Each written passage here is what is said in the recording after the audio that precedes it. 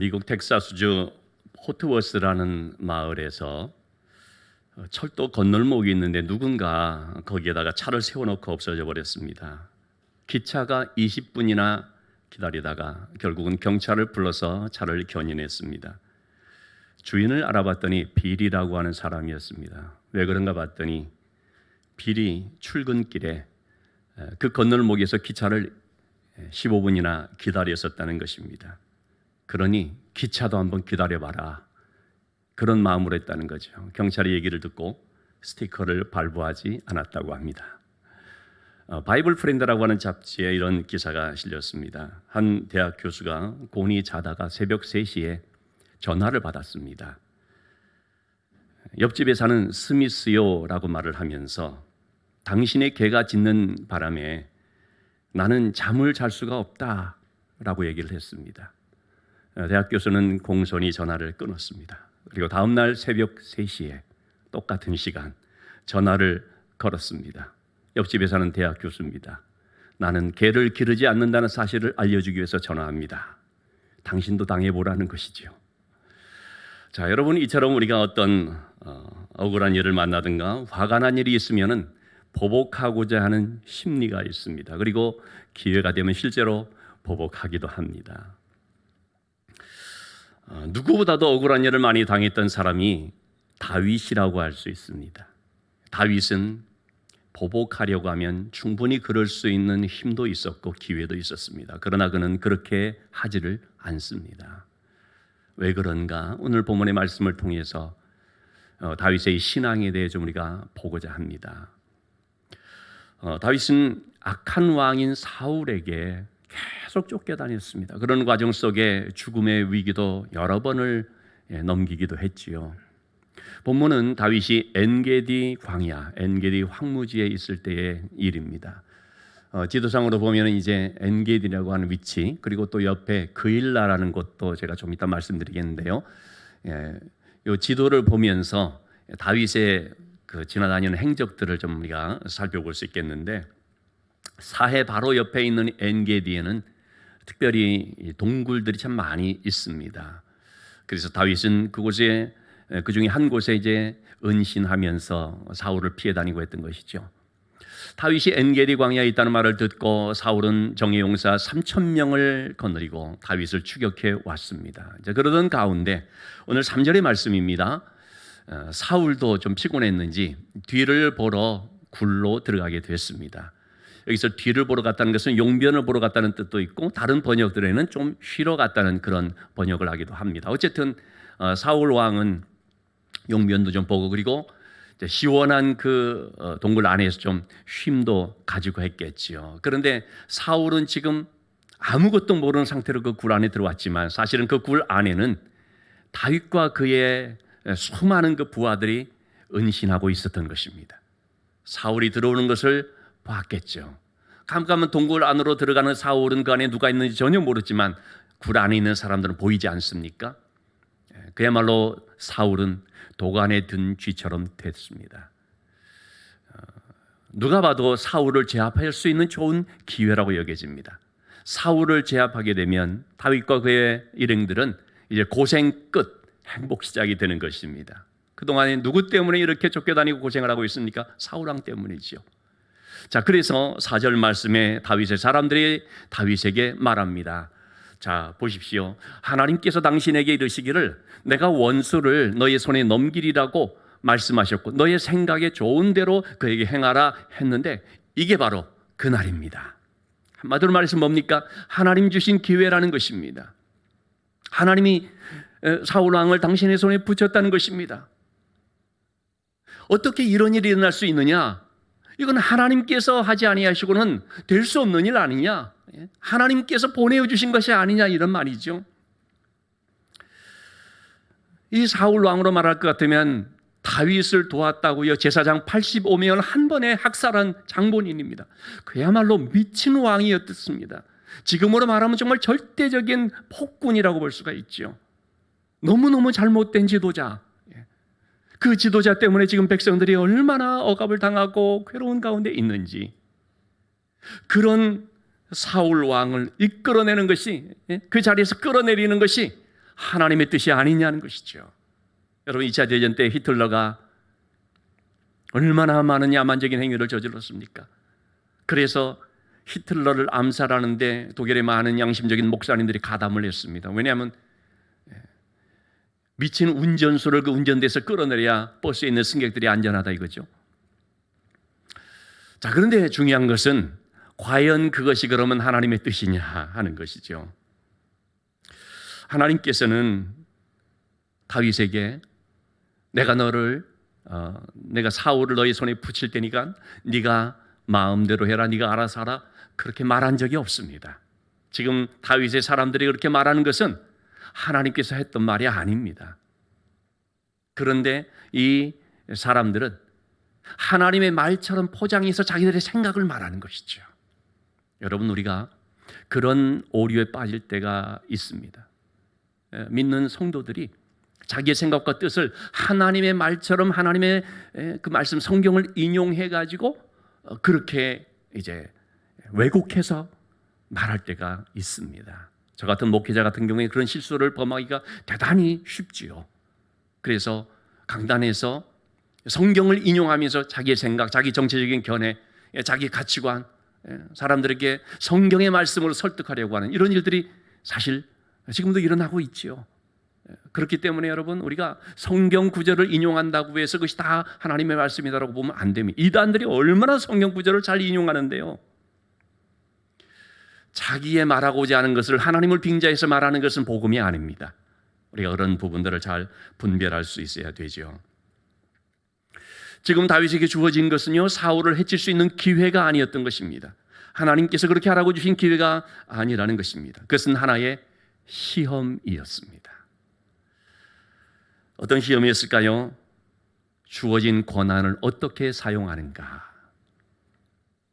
사울은 바로 그런 면에서 실패했습니다. 하나님께서 주신 권한을 잘못 사용했습니다. 그는 그 권한, 왕이라고 하는 그 자리에 앉아서 하나님의 뜻을 행해야 되는데, 하나님의 뜻대로 하나님을 경외하고 백성들을 잘 섬기고, 그래서 공의와 사랑이 넘치는 나라로 이끌어가야 되는데, 사울은 어떻게 했습니까? 자기의 욕심을 채우는 데 권력을 사용을 했죠. 그래서 백성들을 억압하고 폭력으로 지배를 했던 것입니다.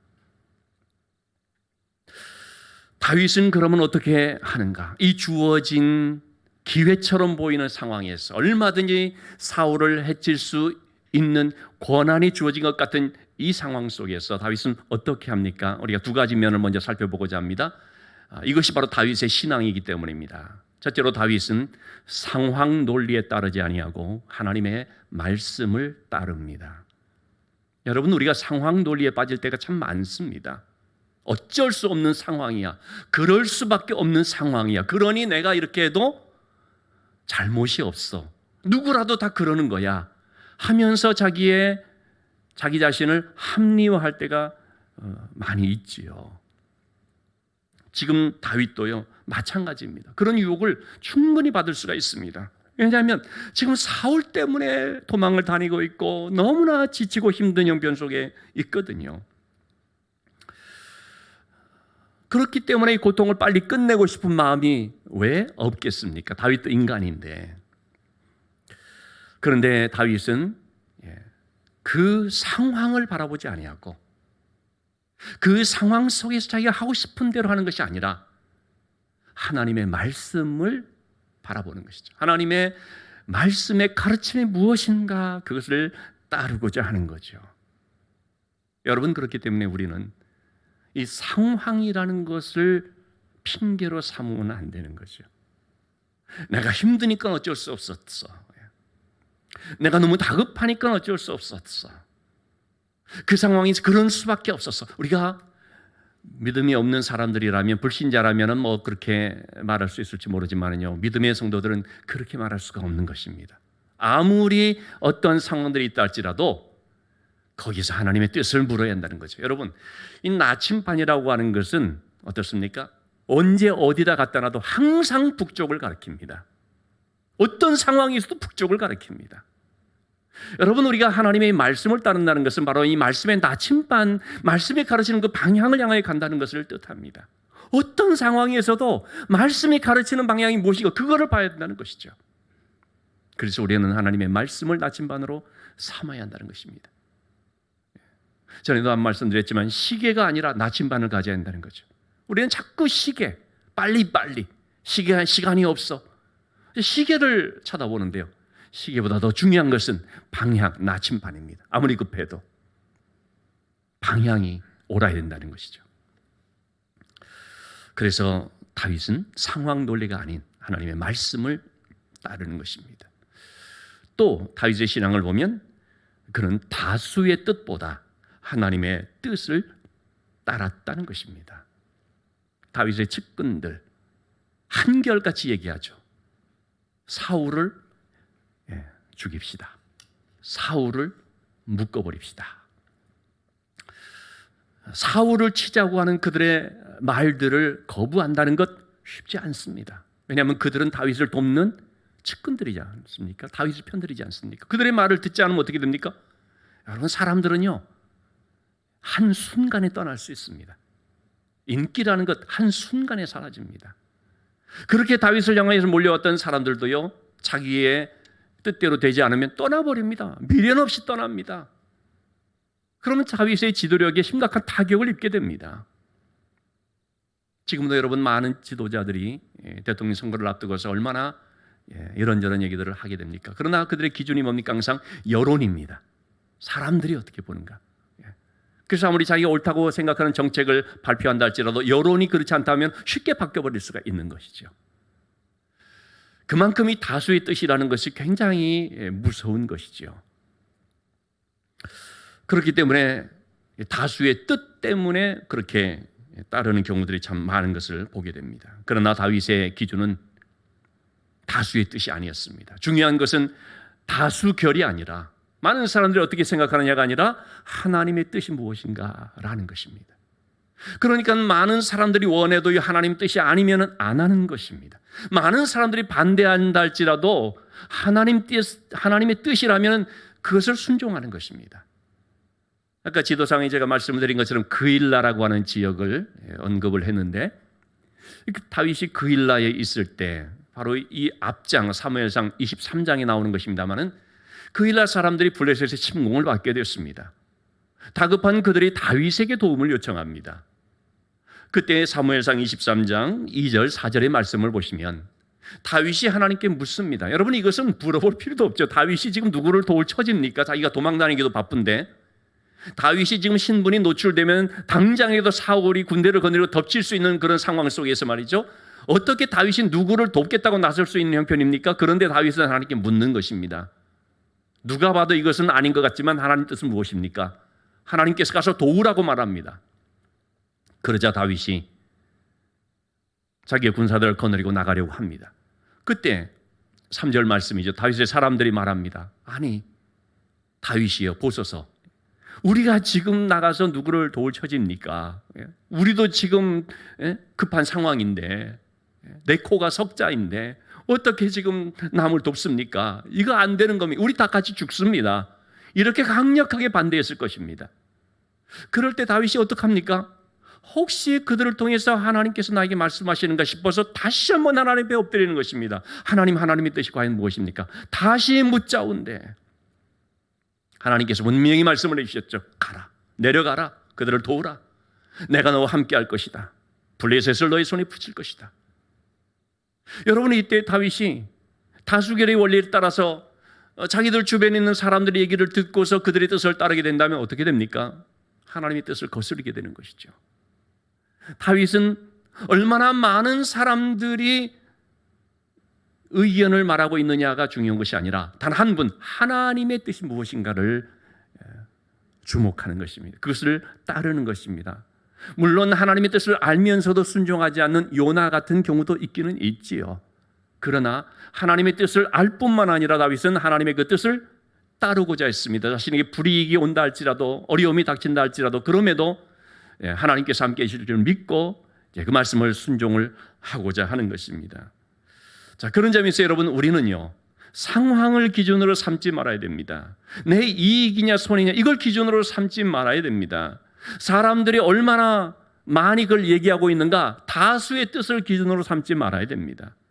무엇보다도 우리는 하나님의 뜻이 무엇인지 하나님의 말씀을 기준으로 삼아야 되는 것입니다. 그래서 모든 사람들이 아니라 할지라도 하나님이 예스 그러면 예스 하는 거죠. 모든 사람들이 다 하라고 할지라도 하나님이 아니라고 하시면 그러면 우리는 하나님의 뜻을 따라서 안 하는 것이죠. 하나님께서는 다윗이 왕이 된다고 말을 하셨지 네가 왕이 되라고 말한 적이 없습니다. 때가 되면 하나님께서 세워주신다는 뜻이지 네가 알아서 너의 방법으로 하라는 것이 아닙니다. 그것은 하나님의 소관, 하나님의 주권입니다. 하나님의 때에 하나님의 방법으로 하나님이 하신다는 거죠. 사람들은 지금이 사울을 죽일 기회다라고 말하지만 다윗은 사울을 살려줄 기회로 봤습니다. 복수할 기회가 아니라 용서의 기회로 보았다는 것입니다. 그래서요 5절 말씀이 나오는 것처럼 사울의 옷자락만 살짝 뵙니다. 그런데도요 그것 때문에 다윗의 마음이 가책을 받습니다. 왜 그랬을까요? 조금 손댄 것 때문에 너무 마음이 괴로운 것이죠. 그것은 바로 6절 말씀 나오는 것처럼 하나님께서 기름 부어 세우신 왕, 그를 내 주라고 표현을 하죠. 아무리 그가 악한 왕이든 그러나 그는 내 주다라고 말하는 거죠. 그런 내 주를 손을 들어서 치는 것은 하나님이 금하시는 것이다. 그렇기 때문에 나는 절대로 손을 대지 않는다. 그리고 또한 너희들도 그러면 안 된다. 자신만 그러지 않는 것이 아니라 다른 사람까지도 그렇게 하지 않도록 그들을 금해서 그들이 사울에게 손을 대는 것을 막습니다. 자, 이렇게 다윗은 사울을 지켜 보호해 주는데요. 나중에 그것을 알게 된 사울이 감동이 되어서 처음에는 좀 내가 미안하다 잘못했다라고 했지만 여전히 다윗을 또 잡아 죽이기 위해서 쫓아다니거든요. 그렇게 할지라도 다윗이 사울을 지켜 보호하는 이유가 무엇 때문일까요? 크게 한 세 가지 면을 우리가 살펴볼 수 있는데 첫째는 하나님을 존중하기 때문입니다. 지난 주일에도 말씀을 드렸습니다만 아브라함이 하나님의 말씀을 들었을 때 순종하는 것은 뭐였습니까? 하나님을 존중하기 때문이었습니다. 독자 이삭을 바치라. 너무너무 힘든 하나님의 명령이지만 그럼에도 그 말씀을 따르는 것은 바로 하나님을 존중하기 때문이죠. 다윗이 사울 왕을 존중한다는 것은 뭡니까? 그 왕으로서의 신분과 지위와 권한을 주신 분이 하나님이시기 때문에 하나님을 존중한다는 뜻입니다. 그런 왕을 대적한다는 것은 다시 말해서 하나님을 대적하는 것이 된다는 것이죠. 당대의 의인이란 말을 들었던 노아가 홍수 후에 그만 실수로 포도주에 너무 대취해서 벌거벗고 잠이 들었죠. 세 아들 중에서 함이라고 하는 아들이 아버지 노아의 그 벌거벗은 수치스러운 모습을 보면서 형제들에게 나와 얘기를 하게 되죠. 아버지의 그런 허물을 들춰내서 흉을 본 셈입니다. 그것은 아버지를 세우신 하나님을 존중하지 않는 것이었고 단순히 아버지만 존중하지 않는 것이 아니라 하나님을 존중하지 않는 것이었고 멸시하는 것이었습니다. 다른 두 아들 셈과 야벳은 아버지의 그 옷을 가지고 뒷걸음질 쳐서 보지 않고 뒷걸음질 쳐서 와서 아버지 하체를 덮어드리지요. 그들은 단순히 아버지를 존중한 차원이 아니고 아버지를 세우신 하나님을 존중한 것이었습니다. 이것이 바로 하나님을 경외하는 행동인 것이고 그게 신앙인 거죠. 신앙의 삶이고요. 민수기 12장에 보면 모세가 구스 여인을 취한 것으로 인해서 누나인 미리암이 모세를 비방하고 비난하는 그런 내용이 나옵니다. 그때 하나님께서 모세를 책망하지 않고 미리암을 책망하고 벌 주십니다. 그래서 나병이 이제 휩싸이게 되죠. 하나님 뜻이 무엇입니까? 모세는 내가 세운 종이라는 것입니다. 내 종에 대해서 함부로 말하지 마라. 만약에 내 종이 잘못하면 그것을 벌하시거나 책망하실 분은 누굽니까? 하나님인 것입니다. 하나님이 하시는 것, 그건 하나님의 권한이고 하나님의 주권이거든요. 하나님의 영역이거든요. 네가 왜 나서서 그렇게 하느냐? 그것은 하나님을 존중하지 않는 것입니다. 오늘 주보에 존 비베어 목사님의 이 존중이라고 하는 책에 나온 한 일화를 소개를 했습니다. 존 비베어 목사는 이렇게 얘기를 합니다. 자신을 사역자의 길로 가게 해주신 목사님, 교인들이 8,000명이나 되는 대형 교회를 담임하시게 된 목사님이거든요. 그런데 이 목사님이 참 이렇게 하나님께서 축복 주셔서 교회가 이런 대형 교회가 된 것인데도 아마도 또 좀 안일해져서 그런지 어떤지 모르겠습니다만은 자기의 그 조강지처 아내를 버려버리고요, 더 젊은 여자를 취해서 아내를 삼았습니다. 이혼하고 그렇게 아내를 취한 것이죠. 많은 성도들이 얼마나 실망하고 상처받았겠습니까? 그러니까 하는 말이 뭐냐면 싫은 사람 교회 떠나라. 그러자 이 존 비베어 목사는 너무나 마음에 그런 상처가 많이 생긴 것입니다. 좌절감이 들었습니다. 그를 향한 분노가 막 더해갔습니다. 영적 아버지인 그에 대한 존중함이 무너져 내리는 것을 경험했습니다. 그럴 때 하나님께서 주신 말씀이 이런 것이었다는 거죠. 그는 나의 종이다. 모든 것 내가 다 알아서 한다. 내 종을 판단하는 일을 그치라. 여러분, 실망스러우면 떠나면 되는 것이죠. 그렇죠? 잘못된 지도자가 있으면 떠나면 되는 것입니다. 비방하고 그를 대적하고 하는 것은 그것은 우리가 해야 할 일이 아니라는 거죠. 하나님께 맡기라는 것입니다. 존중이라는 것이 뭐냐? 하나님께서 하심을 믿고 하나님께 맡겨드리는 것입니다. 자, 다윗은 바로 그런 점에 있어서 사울에 대한 모든 것을 하나님께 맡긴 것입니다. 이것이 뭐냐면 하나님의 주권을 인정하는 것을 뜻합니다. 왜 다윗이 사울을 지켜줬나? 하나님께서 주관하심을 믿었기 때문입니다. 여러분, 우리는 신앙생활을 하면서 바로 이 하나님의 주권이라는 문제 앞에 종종 갈등할 때가 있습니다. 하나님께서 계신데 왜 이런 일들이 벌어지는가? 하나님께서 아실 텐데 왜 이런 거 그냥 놔두는가? 그럼에도 여러분, 우리는 반드시 하나님이 모든 것들을 아시며 주관하신다는 사실을 믿는 이 하나님의 주권을 인정해야 됩니다. 종종 말씀드리지만 다니엘의 세 친구 사드락 메삭 아벳느고, 그들이 하나님을 섬긴다는 것 때문에 풀무불에 들어가죠. 그럼에도 그들은 뭐라고 합니까? 하나님의 주권을 인정합니다. 우리가 그 가운데 들어가서 보호를 받지 못한다 할지라도 그럼에도 우리는 하나님을 섬깁니다.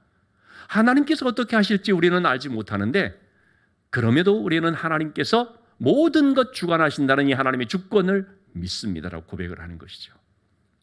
다윗도 마찬가지였습니다. 그는 하나님께서 주관해 주신다는 사실을 믿었습니다. 의로우신 하나님의 심판이 있다는 사실을 믿었습니다. 하나님은 로마서 12장 19절에서 우리에게 이렇게 말씀을 하시죠. 너희가 원수를 갚지 말라. 원수를 갚는 것은 내게 있다. 이 말이 뭡니까? 심판자는 하나님이라는 것입니다. 너희는 심판자가 아니라 하나님이 심판자라는 거죠. 하나님이 가장 공의롭고 하나님이 가장 정확한 심판자가 되신다는 사실을 말씀을 해주신 것입니다. 여러분, 왜 우리가 심판자가 되지 못합니까? 우리는 정확하지는 않습니다.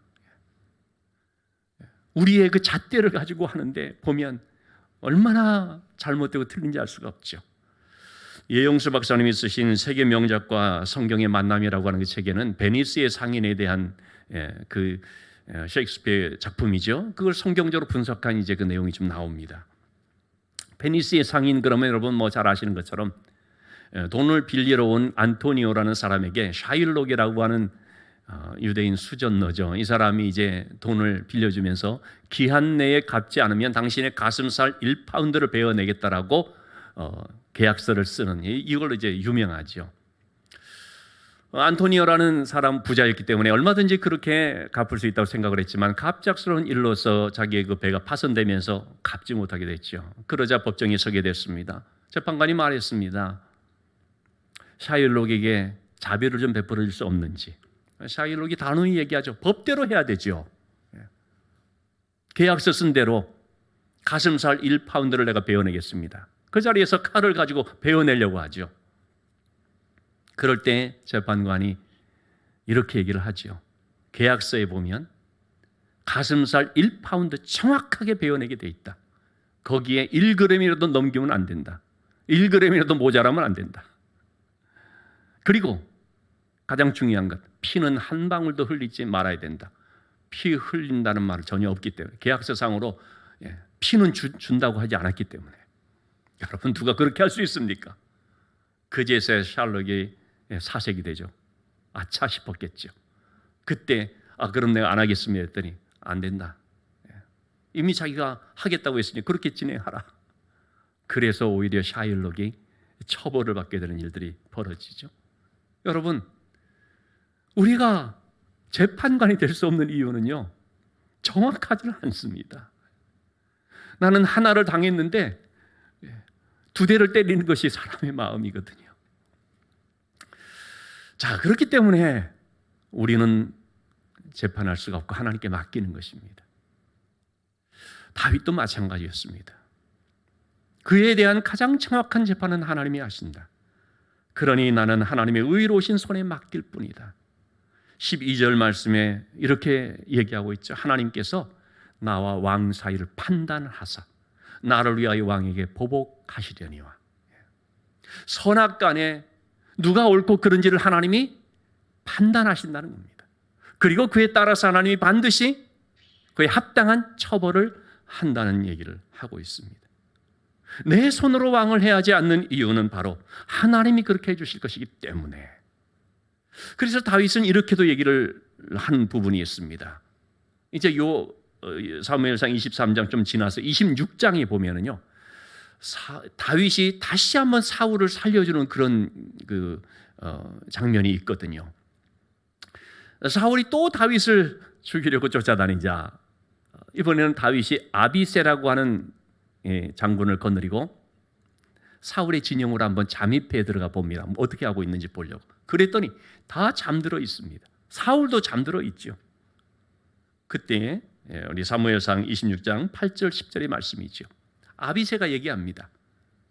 오늘 당신의 원수를 하나님께서 당신의 손에 넘겼습니다.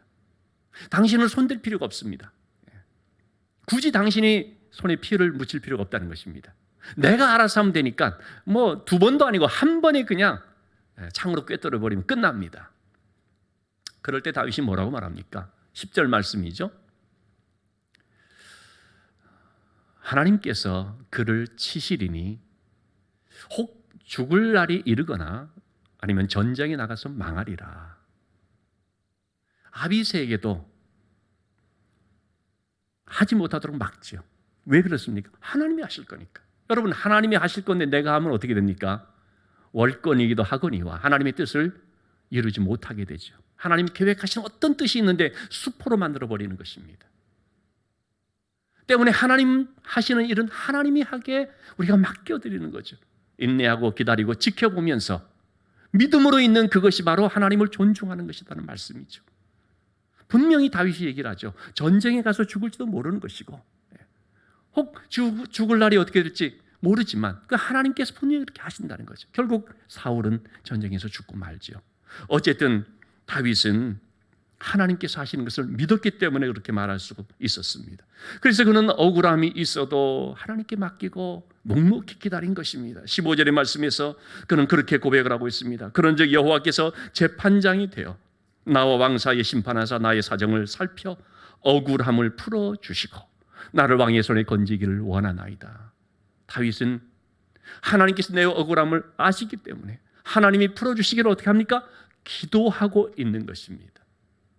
여러분, 억울한 일이 있을 때, 원통한 일이 있을 때 마냥 그냥 손 놓고 있으라는 것이 아닙니다. 꼭 참고 있으라는 것이 아닙니다. 어떻게 해요? 기도하라는 것입니다. 그래서 시편 142편 2절 말씀에 다윗의 고백이죠. 나의 원통함을 그의 앞에 토로하며 내 우환을 그의 앞에 진술한다. 여러분, 이것이 뭡니까? 토로하고 진술하는 것, 이게 기도입니다. 마음에 맺힌 것이 있습니까? 하나님 앞에 토로하는 거죠. 억울하고 답답한 일이 있습니까? 하나님 앞에 진술하는 것입니다. 하나님 아시죠? 하나님 저를 도와주세요. 하나님 제 마음과 생각을 지켜주세요. 제가 하지 아니하고 하나님께서 하시는 것을 믿고 기다릴 수 있게 해주세요. 여러분, 이런 힘들고 어려운 상황이 될 때도 기도할 수 있기를 바랍니다. 다윗이 사울을 지켜주는 세 번째 이유는 바로 그것이 자신에게 복이 되는 것을 알기 때문입니다. 여러분, 정의를 위해서 우리가 불의를 행할 수가 없습니다. 목적이 옳다고 해서요, 방법이 다 정당화되는 것이 아닙니다. 목적이 옳으면 방법도 옳아야 됩니다. 하나님의 올바른 뜻을 이루기 위해서 방법은 뭐 인간적으로 해도 되느냐? 절대 그렇지 않습니다. 다윗이 사울을 존중할 때 어떻게 됐습니까? 다윗이 존중을 받습니다. 다윗이 하는 이 모든 것들을 다윗의 옆에 있는 사람들이 직접적으로 지금 보고 있거든요. 아, 다윗이 이렇게 하는구나. 자기가 얼마든지 사울 왕을 손댈 수 있음에도 믿음으로 하지 않는구나. 이걸 보니까 어떻습니까? 그들 또한 다윗에 대해서 그런 존중의 마음을 갖는 것입니다. 무엇보다도 하나님의 영광을 받는 거죠. 여러분, 우리가 믿음의 사람들로서 이 땅에 살아가면서 세상 사람들과 똑같이 한다면 어떻게 됩니까? 세상에서 말하지 않습니까? 교회 다닌다고 해도 별 수 없네. 우리하고 똑같네 뭐. 다른 게 하나도 없네. 그렇게 보거든요. 그러나 다른 게 있을 때, 야, 저 사람 교회 다니는데 역시 다르구나. 교회 다니는 사람이니까 역시 달라. 그러면 이렇게 되면은 누가 영광을 받습니까? 하나님이 영광을 받습니다. 하나님의 이름이 높아지는 거죠. 세상의 가르침은 뭡니까? 내가 세상의 중심이니까 내 감정대로 하라는 것이죠. 너 자신이 가장 중요하다는 것이죠. 너 자신을 위해 살아, 이렇게 말하죠. 그러나 여러분, 하나님의 가르침은 그렇지 않습니다. 믿음의 사람으로 살라는 것입니다. 하나님의 말씀대로 살라는 것입니다. 다윗이 부족하지만 그렇게 살기를 힘썼던 것이죠. 그래서 다윗은 사울과의 싸움에서 승리한 것이 아니고 자기 자신과의 싸움에서 승리했습니다. 여러분, 우리에게 있는 영적 싸움은 다른 누구와의 싸움이 아니고 자기 자신과의 싸움입니다. 여러분, 가정에서 남편이 왼수가 아니고 자녀가 왼수가 아니고 자기 자신이 자신의 적입니다. 자신과의 싸움에서 이겨야 진짜 믿음의 삶을 우리가 살아갈 수 있습니다. 결국 보시면 여러분 어떻습니까? 내 안에 있는 욕심, 내 안에 있는 근성, 내 안에 있는 버리지 못한 과거의 유산들, 결국 그것이 내 신앙의 발목을 잡는 것이거든요. 남이 아닌 것입니다. 나와의 싸움이죠. 그 싸움을 이기는 것은 뭐냐? 믿음입니다. 하나님께서 다 알고 계시고 하나님께서 정말 합당하게 공의롭게 판단하시고 이루신다. 우리는요, 하나님의 주관하심, 하나님의 선악간의 심판하심, 그리고 하나님께서는 선하게 역사해 주신다는 이 사실을 믿어야 됩니다. 이 믿음을 가지고 나갈 때 우리는 영적 싸움에 승리할 수 있습니다. 자, 그러면 이 믿음에 있어서 가장 필요한 게 뭘까요? 믿음이라는 것은 내 결심으로 되는 게 아니거든요. 믿음에 있어서 가장 중요한 것은 바로 기도입니다. 기도하는 가운데 우리의 믿음이 살아나고 기도하는 가운데 우리가 믿음으로 할 수가 있는 것이죠. 시편 109편 4절 말씀, 여러분 이 말씀을 금년 한 해 살아가면서 마음에 깊이 새길 수 있기를 바랍니다. 다윗은 이 다윗의 고백인데요, 다윗은 자기를 비방하는 사람들에게도 사랑으로 대합니다. 원수 같은 사람들에게도 사랑으로 대합니다. 선을, 악한 그런 일에 대해서 선으로 대하는데 그런데 사람들은 어떻습니까? 그 선에 대해서 악으로 대하더라는 것입니다. 나는 사랑하는데 그들은 도리어 나를 대적하더라는 것이죠. 그럴 때 어떻게 한다고요? 기도할 뿐이라. 상황이 변하지 않는데, 힘든 일들이 계속되는데 그때 어떻게 할 것이냐? 여러분, 이 말씀 기억하시고, 나는 기도할 뿐이라. 누군가 나를 힘들게 합니다. 어떤 일이 정말 풀리지 않습니다. 심지어는 하나님께서도 나를 도와주시지 않는가 느껴지는 심정이 들 때 있죠. 그럴 때도 어떻게 해요? 나는 기도할 뿐이라. 엄마는 그런 힘든 상황이 있을 때 어떻게 해? 그럴 때 나는 기도할 뿐이라. 아빠는 그 직장에서 어려움들을 만날 때 어떻게 하느냐? 나는 기도할 뿐이라. 너도 기도해라. 주님은 기도로 십자가를 감당했습니다. 기도로 최후 승리를 이루었습니다. 여러분, 금년 한 해를 우리가 살아가면서 어떤 상황, 어떤 환경 속에서도 누구를 만나든지 나는 기도할 뿐이다, 이 말씀을 기억함으로써 기도에 깨어 있으므로 믿음이 내 안에서 승리할 수 있게 되기를 주님의 이름으로 축원합니다. 기도하시겠습니다.